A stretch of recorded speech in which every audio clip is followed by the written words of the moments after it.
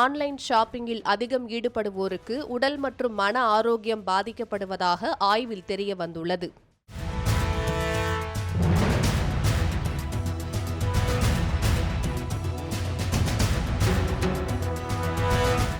இதுவரை தனது வாழ்க்கையில் ஆன்லைன் ஷாப்பிங்கே செய்யாதவர்கள் என்ற டேட்டாவை எடுத்து பார்த்தால் விரல் விட்டு எண்ணிவிடும் அளவுக்கு தான் இருக்கும். அந்த அளவுக்கு ஆன்லைன் ஷாப்பிங் இப்போது மிக பிரபலமடைந்துள்ளது.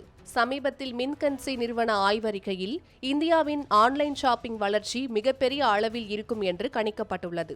நாட்டில் இணையதளத்தை பயன்படுத்தும் 850 மில்லியன் மக்களில் 20 முதல் 25% பேர் ஆன்லைன் ஷாப்பிங் செய்வதாக தெரிய வந்துள்ளது. கடைகளுக்கு சென்று ஷாப்பிங் செய்வதை விட ஆன்லைன் மூலம் ஷாப்பிங் செய்வது எளியதாகவும் நேரத்தை மிச்சப்படுத்துவதாகவும் இருப்பதாக பலரும் கூறி வருகின்றனர்.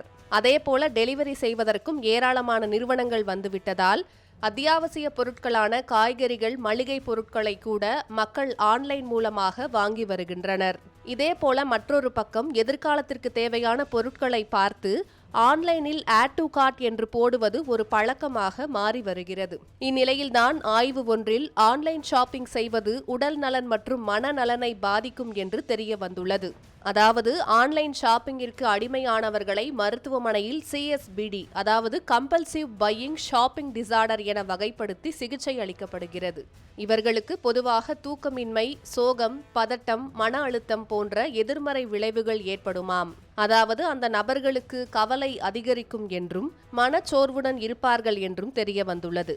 அதேபோல காசு செலவு செய்வது குறித்து கவலை அதிகரிக்கும், இறுதியாக அவர்கள் மீதே அவர்களுக்கு குற்ற உணர்வு ஏற்படும் என்று மருத்துவர்கள் கூறுகின்றனர். அது மட்டுமல்லாமல் எப்போதும் மன அழுத்தம், சலிப்பு உள்ளிட்ட எண்ணங்களோடு இருப்பார்கள் என்றும் தெரிவிக்கப்பட்டுள்ளது. மொபைல் அல்லது லேப்டாப் மூலமாக நீண்ட நேரம் ஆன்லைன் ஷாப்பிங்கில் ஈடுபடுவோருக்கு கழுத்து வலி, முதுகுவலி, கால்வலி உள்ளிட்ட பிரச்சனைகளும் வரலாம் என்று ஆய்வில் தெரிவிக்கப்பட்டுள்ளது. இதனை கட்டுப்படுத்த மருத்துவர்கள் தரப்பில் முதலில் அவசர தேவைக்கு மட்டும் ஆன்லைன் ஷாப்பிங்கில் ஈடுபட அறிவுறுத்தப்படுகிறது. அதேபோல உணவுப் பொருட்களை வாங்க நேரடியாக கடைக்கு செல்வதை வழக்கமாக்கிக் கொள்ளவும், பட்ஜெட் போட்டு ஆன்லைன் ஷாப்பிங்கில் ஈடுபடவும் அறிவுறுத்தப்படுகின்றனர். ஒரு பொருளை ஆர்டர் செய்வதற்கு முன்பு அது தேவையா என்பதை பார்த்து கொள்ள வேண்டும் என்று கூறியுள்ளனர். இப்படியான விஷயங்களை பின்தொடர்வதன் மூலம் ஆன்லைன் ஷாப்பிங்கிற்கு அடிமையாவதிலிருந்து தப்ப முடியும் என நிபுணர்கள் கூறியுள்ளனர்.